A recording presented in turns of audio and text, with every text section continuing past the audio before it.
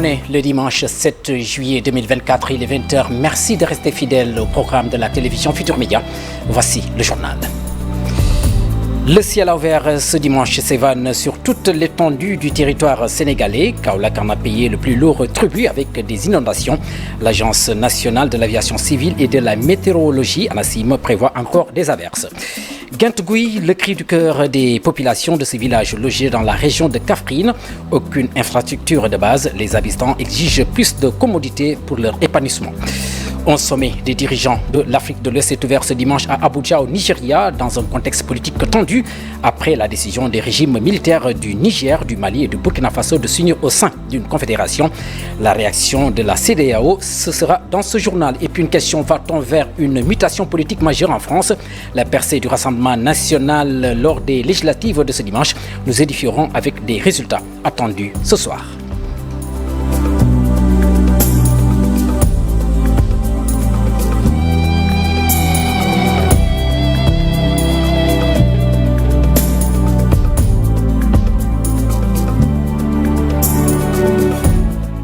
Mesdames et messieurs, bonsoir et merci de rester fidèles au programme de la télévision Futur Média. Les pluies de ce dimanche ont fait des malheurs à Kaolack. Plusieurs quartiers de la capitale du Saloum ont été occupés par les eaux. Le cri du cœur des populations dans ce reportage d'Ousmane Dem. Les pluies de ce matin ont occasionné de nombreux désagréments à Kaolack. Du côté de Saranimzat, les populations sont désemparées. Vous voyez, nous sommes à la première pluie et tout le monde a vu que tout le quartier est inondé. Cette situation, nous la vivons depuis plus d'une décennie. Et chaque année, on nous propose une solution circonstancielle. C'est-à-dire on installe une motopompe qui ne fonctionne que quelques heures dans la journée. Le défaut de canalisation est pointé du doigt par ces populations qui n'ont que leurs yeux pour constater les dégâts. Ce que nous voulons, c'est une solution vraiment définitive. C'est la canalisation. On a un canal tout près, à quelques mètres, un bassin aussi qui sont à quelques mètres. Donc, ce que nous voulons, c'est une solution vraiment qui est définitive. C'est la canalisation. Ces populations estiment que la question des inondations devrait être prise au sérieux. Ça fait plus d'une décennie. Chaque année, on lance l'alerte. Cette alerte-là, c'est la énième alerte. Ce n'est pas la première fois, c'est la énième. Donc, les autorités sont au courant.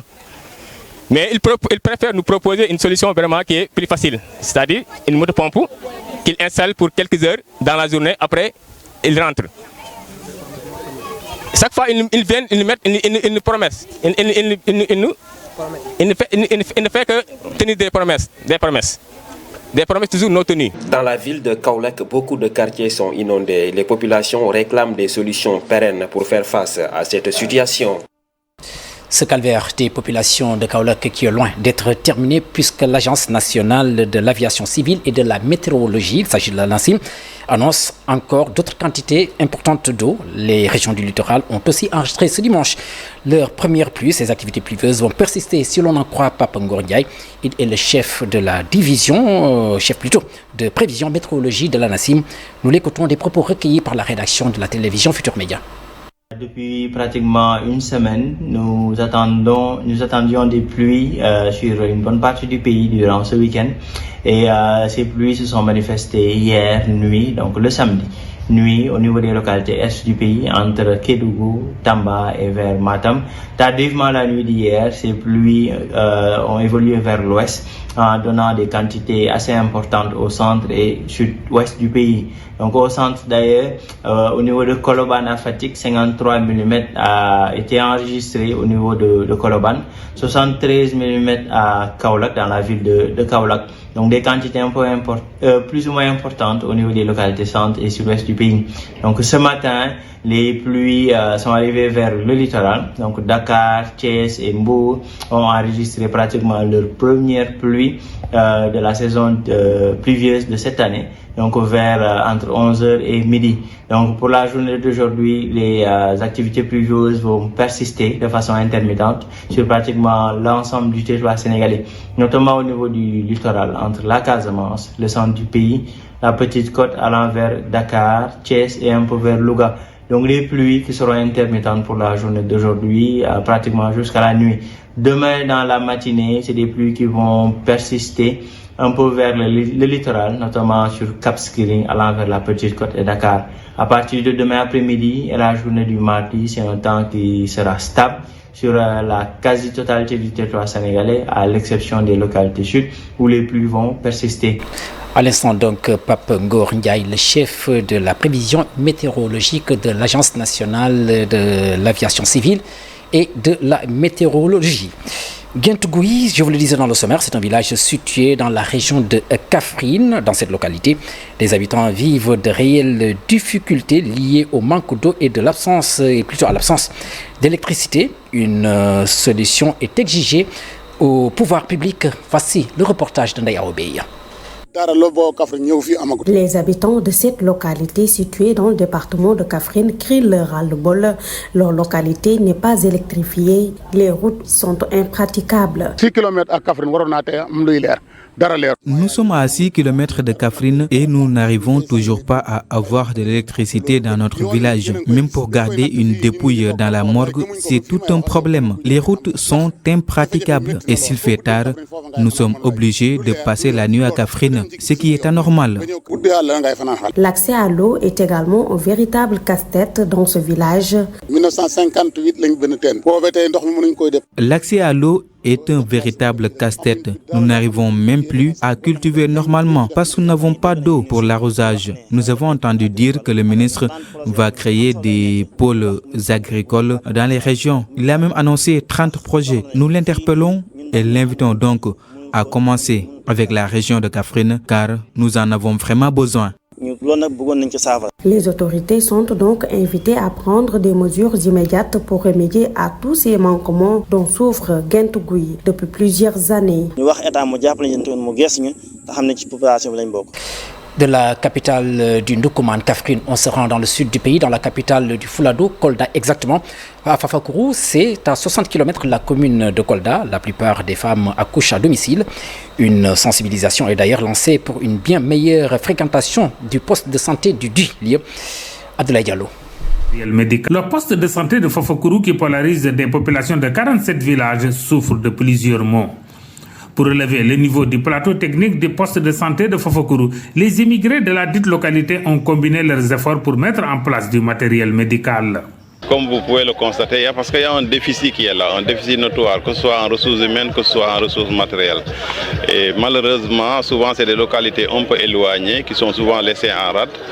D'habitude, les constructions sont souvent ici, mais en matière de personnel, c'est-à-dire en matière de ressources humaines, ça manque. En matière de matériel aussi, d'équipement médical, souvent ça manque. Donc ce matériel va contribuer vraiment à améliorer la qualité de la prise en charge. On va utiliser ce matériel pour au moins, en tout cas, relever le plateau technique de la maternité de Fafacourou, mais aussi de la maternité rurale de Sinthiang-Koutaya. S'ils sentent que vraiment ils doivent venir au chevet des populations, faire leur contribution vraiment pour la bonne marche du domaine de la santé, alors on apprécie. On salue, on apprécie, on salue aussi l'acte. On salue. Vraiment, c'est un acte à encourager. C'est un acte aussi à propulser, à divulguer pour que tout le monde vraiment s'imprègne et que d'autres puissent prendre des exemples là-dessus. Fafacourou et ses environnants constituent une zone où les accouchements à domicile sont nombreux. Pour améliorer la santé de la mère et de l'enfant dans ces zones, les autorités locales y ont construit une maternité et recruté une sage-femme. On s'était donné un sacerdoce. Faire tout pour développer la santé et l'éducation ici au niveau de Fafacourou, parce qu'on avait senti que vraiment il y a des couacs. Alors dans ce sens, nous, notre première préoccupation, c'est de tout faire pour qu'il y ait vraiment pour que la santé soit prise en charge ici au niveau de la collectivité de Fafacourou. Fafacourou était malade. Invitées à fréquenter leur poste de santé qui venait de refaire peau neuve, ces femmes s'engagent à faire sienne de ces structures sanitaires et se réjouissent des efforts qui ont été fournis pour en arriver là. Toujours dans le domaine de la santé, c'est allé au-delà de leurs attentes. La jeunesse patriotique du Sénégal, qui a lancé une campagne de collecte de poches de sang, a mieux fait avec près de 200 poches qui ont été donc enregistrées. Cette opération s'est déroulée à Dakar, à Pikine-Ouest précisément, où le maire de la commune a magnifié cette initiative. Voici le reportage d'Abib Faye. On avait prévu en tout cas une cible de 140 poches, mais on a été vraiment surpris par l'inventaire qu'on a eu, en tout cas, le recensement, qui tourne autour de 150 000 personnes. Donc, au-delà de la cible qui a été fixée, sans pour autant compter également les donneurs, effectivement, qui vont se manifester de façon spontanée. Donc, aujourd'hui, vraiment, dans un premier temps, l'objectif qui a été fixé sur les 140 est déjà atteint. Maintenant, on va se fixer un nouvel objectif d'aller plus loin, plus haut, pour pouvoir avoir encore une fois un impact considérable. Si on parle de don de sang par ricochet, on va parler de don de soi, qui est notre label en tant que parti. Donc aujourd'hui, l'activité s'inscrit tout simplement dans la trajectoire de ce que nous avons toujours effectué comme activité citoyenne, comme activité humanitaire, comme activité de générosité envers les nécessiteux, envers les malades, envers notre environnement, mais surtout envers toute la population d'une manière générale. Donc aujourd'hui, nous sommes très satisfaits du nombre de poches dans les premières minutes, dans la première heure, parce que je viens de quitter la salle, on est autour de 45, alors qu'on n'a même pas encore terminé la première heure. Ce qui veut dire qu'effectivement, nous comptons aller au-delà de ces deux objectifs-là qui ont été successivement fixés par la JPS. Le mouvement des entreprises du Sénégal a honoré hier les meilleurs chefs d'entreprise. C'était à l'occasion de la 19e édition des Corridors. Une occasion justement pour les nouvelles autorités de réitérer leur soutien au secteur privé. Lors de cette cérémonie, le président du MEDES a exhorté les entrepreneurs à intégrer davantage le digital. Une cérémonie clôturée en beauté avec la présence de la star planétaire Youssou Ndour. Suivons le résumé de Papa Faragning.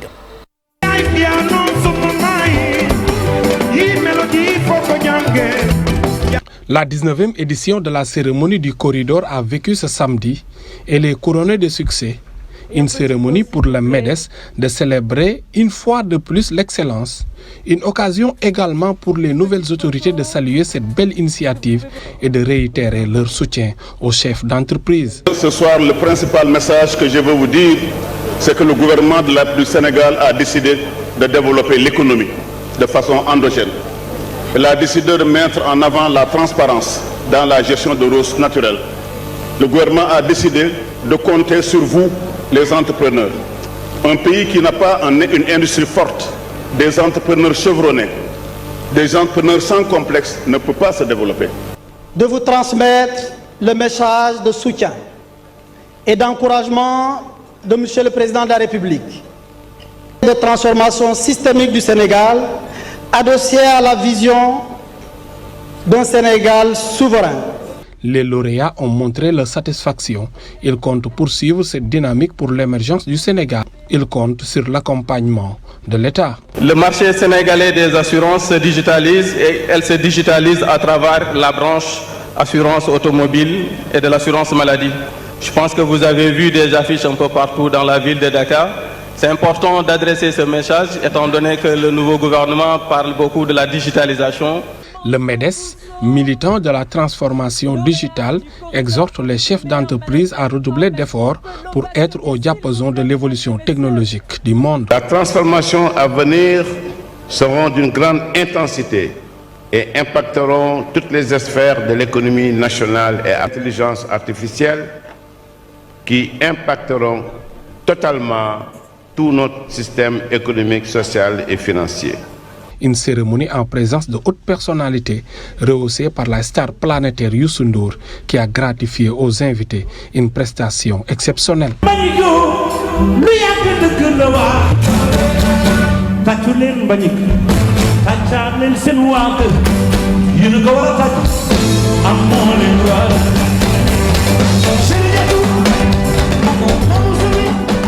Voilà, une clôture tout en beauté donc de cette cérémonie du MEDES et nous restons d'ailleurs dans ce contexte pour parler de l'actuel président du Conseil national de régulation de l'audiovisuel, Babacar Diagne, qui a été honoré lors de cette cérémonie. Il dit que son père donc, a été l'un des principaux artisans de son succès. Nous l'écoutons, des propos toujours recueillis par Papa Faragning. Les grandes choses, les succès sont bâtis par un travail d'équipe, pas par des individus. Donc, je voudrais d'abord rendre hommage à tous ceux-là avec qui j'ai travaillé durant ce long parcours. Et bien sûr, aussi, hommage à ma famille. Seulement, dans un moment comme celui-là, où où l'esprit doit être à la fête, je pense à mon père, qui n'est plus de ce monde. Parce que c'est lui qui m'a appris cela, à travailler. Cet investissement total pour le travail, c'est lui qui m'a appris. Là, je l'ai dit. Et dans une totale intégrité. Voilà. Travailler dur, mais rester totalement intégré tout le temps. Et il me rappelle tout le temps l'audit du Seigneur. Vous savez, que vous soyez seul ou pas seul, il y a quelqu'un qui vous regarde. Et c'est le Seigneur Tout-Puissant. Le Seigneur Tout-Puissant vous regarde.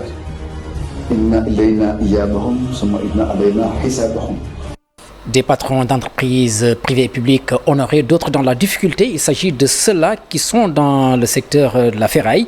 Ils sont très remontés contre ce qu'ils appellent une concurrence déloyale des étrangers.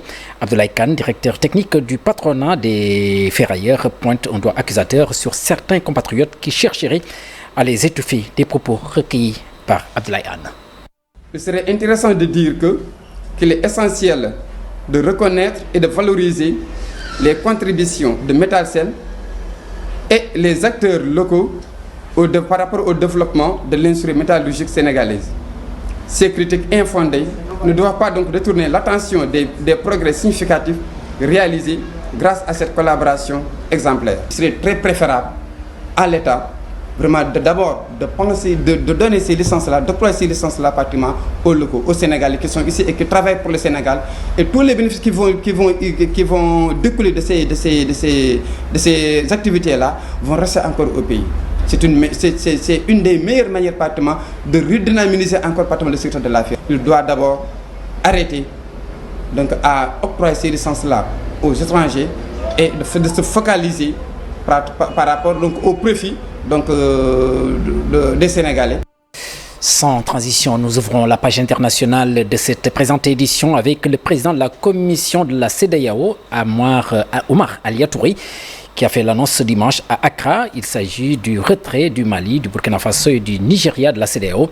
Il a clairement indiqué que cela va affecter les conditions de voyage et d'immigration des citoyens de ces trois pays, car ils auront désormais à mener des démarches en vue de l'obtention d'un visa avant de voyager dans la sous-région.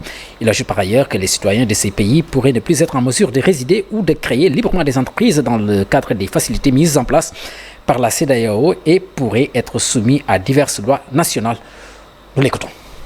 Ce retrait affectera également les conditions de voyage et d'immigration des citoyens de ces trois pays, car ils auront désormais à mener des démarches en vue de l'obtention d'un visa avant de voyager dans la sous-région. Les citoyens de ces pays pourraient ne plus être en mesure de résider ou de créer librement des entreprises dans le cadre des facilités mises en place par la CEDEAO et pourraient être soumis à diverses lois nationales. Ainsi, ces trois pays vont devoir cesser d'utiliser le passeport de la CEDEAO, la carte d'identité nationale biométrique de la CEDEAO et l'assurance automobile carte brune de la CEDEAO à l'échelle régionale. A précisé que le chef de l'État du Sénégal, Bassirou Diomaye Faye, a effectué le déplacement à Abuja pour assister justement à cette rencontre de la CEDEAO. À la 24e édition des rencontres économiques d'Aix-en-Provence, c'est en France, l'ancien chef de l'État du Sénégal, Macky Sall, s'est dit profondément affecté par les images déchirantes des naufrages de pirogues qui ont entraîné de lourdes pertes en vies humaines. Il a largement abordé la question de l'immigration clandestine, un fléau qui continue, dit-il, de frapper durement l'Afrique, et il a proposé des mesures pour y faire face. Nous écoutons Macky Sall. Il faut relativiser le débat sur la migration, puisque si on voit les flux migratoires en Afrique, 9 dixièmes se font entre pays africains. Et donc, il y a une exagération sur le débat par rapport, en tout cas, à la migration africaine vers l'Europe. Aux États-Unis, le même débat se pose, mais là aussi, les flux sont inférieurs à 3% des déplacements. Donc, il y a évidemment une peur dès qu'on agit. La question migratoire, on fait peur parce qu'il y a la peur toujours de l'autre, de l'étranger, dès qu'ils prennent des emplois nationaux, Même dans nos pays, on a ce type de débat par rapport à des pays voisins. Donc c'est un débat global, mais qui doit en tout cas revenir à sa juste proportion. On ne peut pas éviter les migrations. Et je pense, si on prend le débat à contre-courant, mais les Européens ont été les premiers à migrer vers l'Afrique.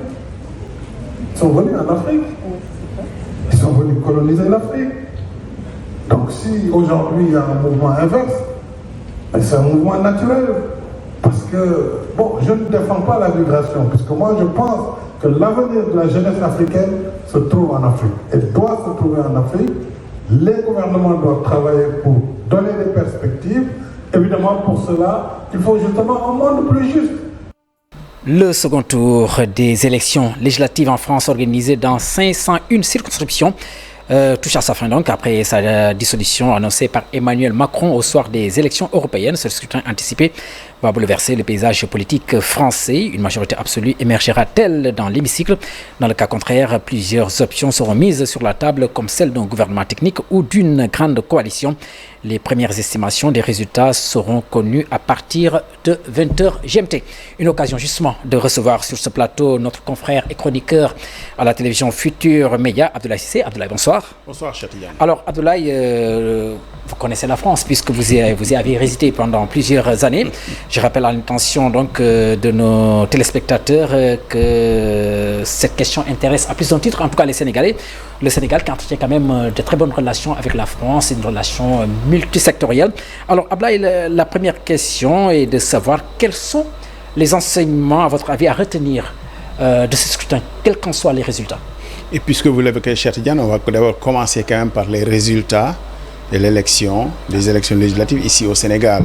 Il y avait un second tour aussi pour la communauté française au Sénégal et c'est le nouveau Front populaire qui était arrivé en tête, en tout cas à Dakar, qui est aussi en pôle de le remporter ici au Sénégal.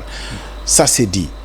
Il y a des certitudes à l'issue de ces élections législatives. Les certitudes, c'est qu'aucun bloc des trois grands blocs tels qui composent l'échiquier politique français n'arrive à obtenir une majorité absolue pour pouvoir être sûr de constituer un gouvernement demain.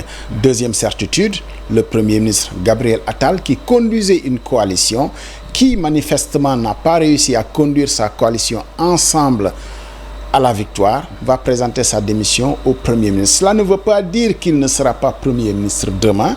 Le président Emmanuel Macron lui-même est en train de consulter les différents chefs de parti et différents blocs qui étaient engagés dans cette compétition.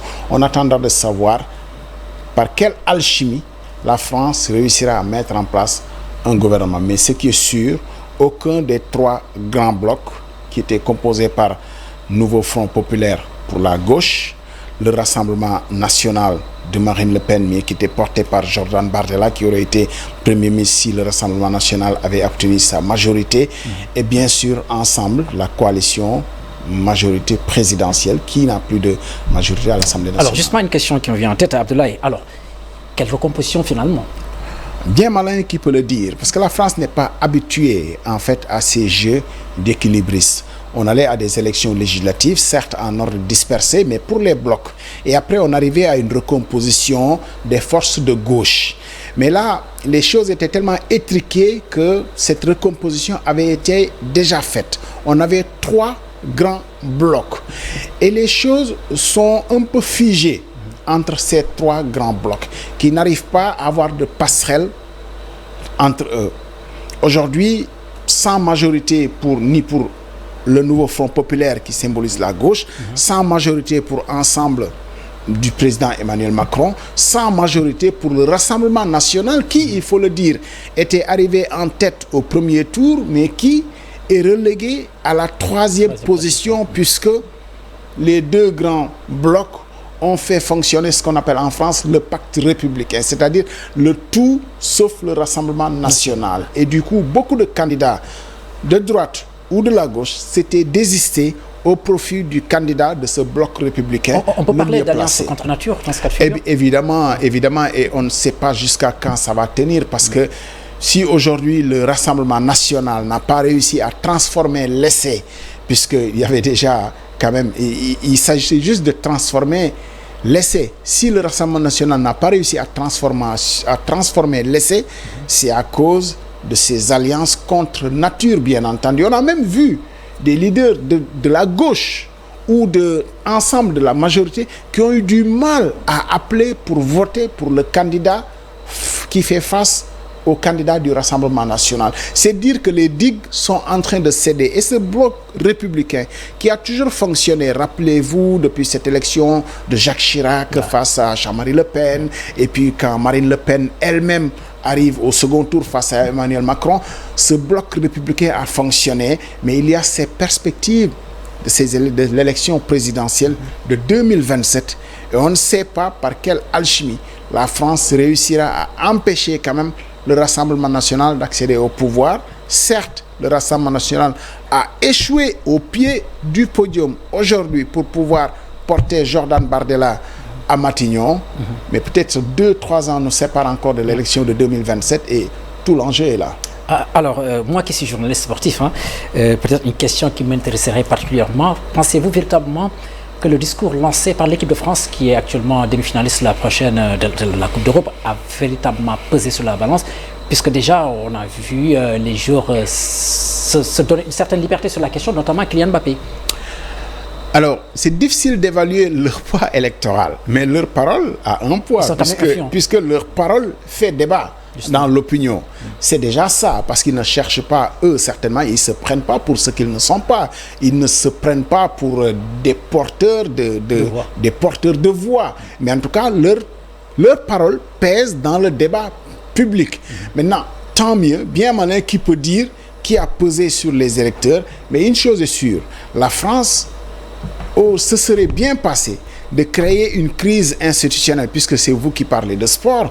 Précisons quand même que la France reçoit dans 2 semaines maintenant l'humanité tout entière pour ces Jeux Olympiques de Paris 2024. La France se serait bien passée d'une crise institutionnelle. Mais ce qu'on a du mal à imaginer, c'est surtout Emmanuel Macron est encore président. Il le sera encore aux Jeux Olympiques. Mais qui va être le Premier ministre qui va accompagner Emmanuel Macron? On a du mal quand même à même apercevoir ou même percevoir Jean-Luc Mélenchon qui dirige cette grande coalition de la gauche, ce nouveau Front populaire qui est arrivé en tête à l'issue du second tour. On a du mal à entrevoir quand même Jean-Luc Mélenchon aux côtés d'Emmanuel Macron. On a du mal encore moins à entrevoir Emmanuel Macron avec Jordan Bardella, ce qui semble exclu puisque le Rassemblement national n'a pas eu une majorité. Mais dans la recomposition politique aujourd'hui, il sera difficile même pour Jean-Luc Mélenchon qui est arrivé en tête d'être d'office le Premier ministre d'Emmanuel Macron. Ce qui risque de se passer, il peut y avoir une recomposition dans cette recomposition qui a mené au second tour. C'est-à-dire qu'il y a des digues qui risquent de céder encore et on peut aller piocher par-ci et par-là pour constituer une majorité parce que ça reste fragile quand même, bien entendu. Il faut un nombre de 289 députés pour constituer une majorité. Ils n'en sont pas très loin. Tous, ils se tiennent à 25 députés près les uns les autres. Mais ça peut tenir si on va piocher à gauche et à droite pour constituer une nouvelle force politique, une sorte de nouvelle majorité à l'Assemblée nationale. Mais Emmanuel Macron, le président, a commencé les concertations avec les chefs de parti représentés à l'Assemblée nationale d'abord, qui étaient engagés dans cette course. On attendra bien de savoir ce que cela va donner. Mais déjà, à gauche, on jubile et Jean-Luc Mélenchon se présente déjà en porteur de cette victoire, c'est-à-dire en Premier ministre demain. Mais Emmanuel Macron ne lui fera aucun cadeau pour le porter à Matignon, ça c'est sûr. Merci à vous, Abdoulaye Cissé. Je rappelle à l'intention des téléspectateurs de la télévision Futur Média qu'il s'agissait donc de notre confrère Abdoulaye Cissé, chroniqueur à la télévision Futur Média. Une transition pour parler sport avec le basketball national, le championnat qui tire à sa fin. On en est à l'étape des demi-finales. Retour en messieurs au stadium Marius Ndiaye pour ce soir depuis 19h15. Le match a démarré entre AS Ville de Dakar et la Jeanne d'Arc. Ce sera suivi du match entre le Dakar University Club et l'AS Douanes. Ce sera à partir de 21h. C'est le club de fin de cette édition qui vous a été présenté avec beaucoup de plaisir. Merci de rester fidèle au programme de la télévision Futur Média. À très bientôt. Ciao.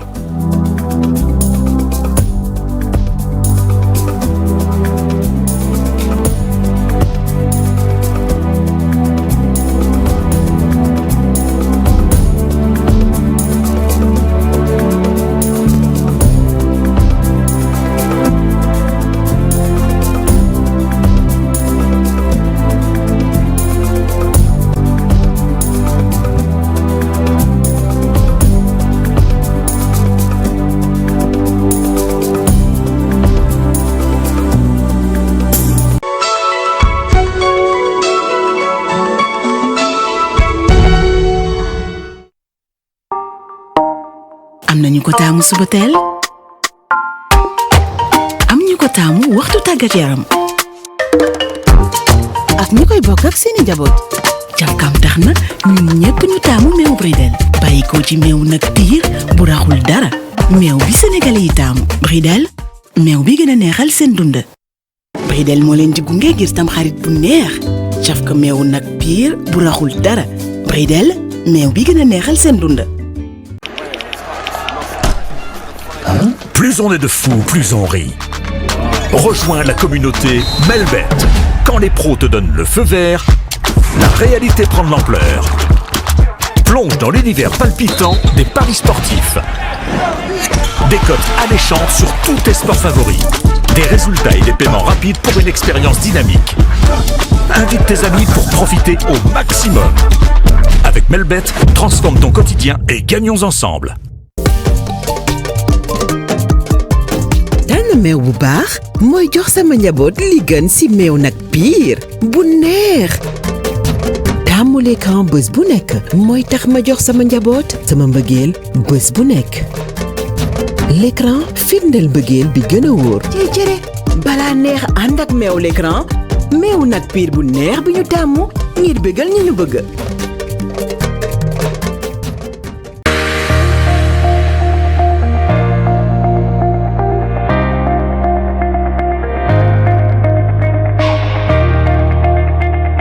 Nous avons accompagné vos entreprises sur le chemin de la productivité et du succès. Nous avons réuni des générations, créant des souvenirs inoubliables et des moments de joie partagés. De votre bureau à votre maison, Master Office vous accompagne dans le confort et l'élégance. Car nous sommes un générateur de performance et un créateur de confort. Avec la marque Phoenix, nous vous faisons profiter d'appareils électroménagers de dernière génération pour faire de votre maison un espace convivial et fonctionnel.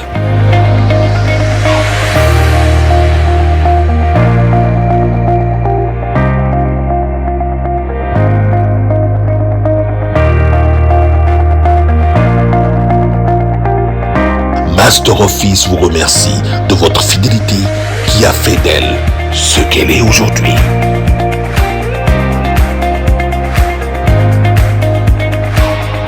Promo été exceptionnelle sur toutes nos gammes de produits. Visitez nos showrooms